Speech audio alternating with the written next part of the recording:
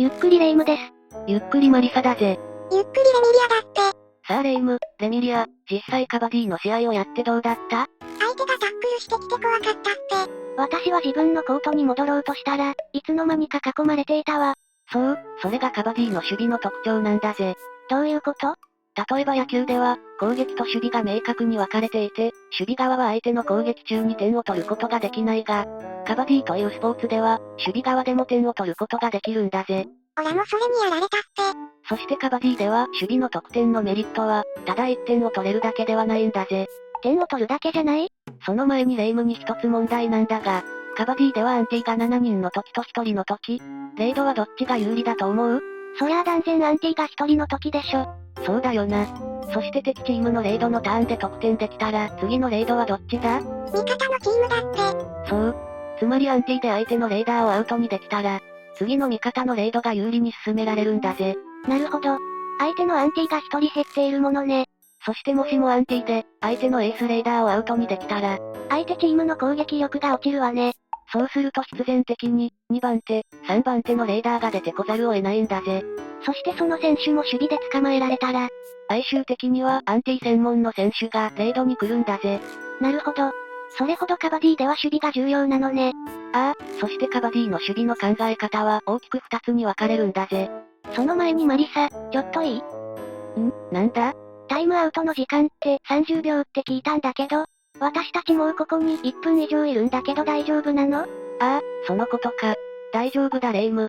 ここは精神と時の部屋だから、外の世界とは時間の流れが違うんだぜ。後ろのもやはそういう意味だったのか。なるほどそれなら安心だって。なぜ簡単に納得できるんだ。それで話を戻すが、アンティの考え方には2種類あるんだ。相手に触られないことね。そう、まずそれが1つ目の考え方だ。カバディでは鬼ごっこと同じように、相手のレーダーにタッチされてコートに戻られたら、その選手はアウトとなってしまうんだぜ。だから相手に得点されないために、まず相手のタッチを避ける必要があるのね。そして2つ目の考え方は、相手を捕まえることだって。その通りなんだぜ。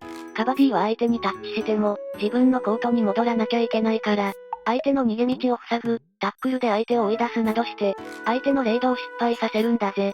でも待ってマリサ。相手から逃げることと相手を捕まえることって矛盾していない？レイムの言う通り矛盾しているんだぜ。だがこの矛盾こそがカバディというスポーツの奥深さなんだぜ。なるほど。どのタイミングで相手を捕まえに行くのか、それとも避けるのか、相手のレーダーはどこに視線を向けているのか、次はどう動くのか、アンティはいろんなことを意識しながら仲間と協力して動くんだぜ。カバディって相手にタッチして帰還するだけの、単純なスポーツではないのね。そう言ってもらえて嬉しいぜ。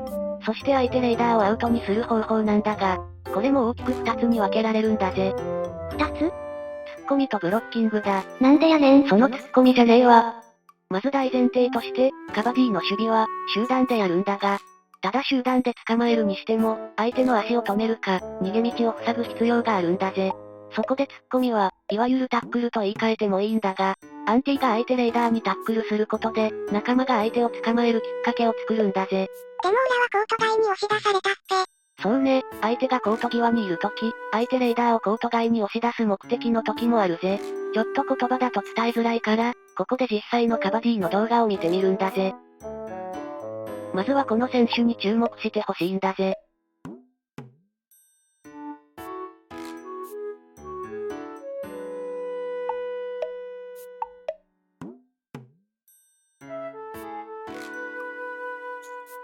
わかったか？まずアンティの選手が相手にタックルしてるわね。その後仲間が集まってレーダーを抑え込んでるって。そう、この集団で相手を抑え込むのがカバディの守備の基本なんだぜ。次はブロッキングの動画を見せるぜ。まずここで注目してほしいのは、レーダーは相手へのストラグルを狙いながら、常に自分コートへの帰還を意識しているということだぜ。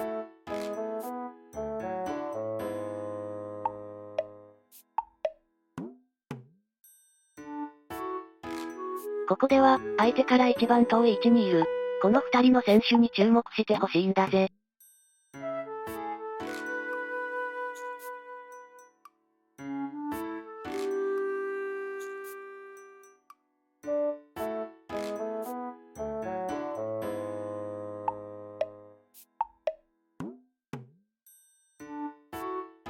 今度はどうだ？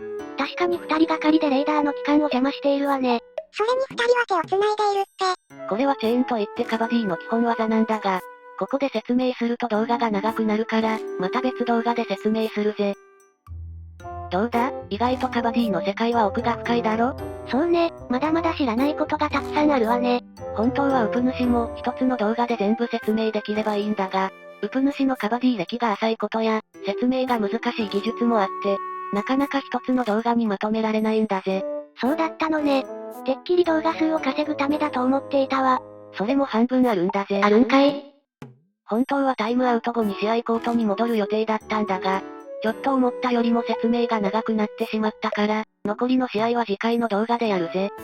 というわけで今回も、ご視聴ありがとうございました。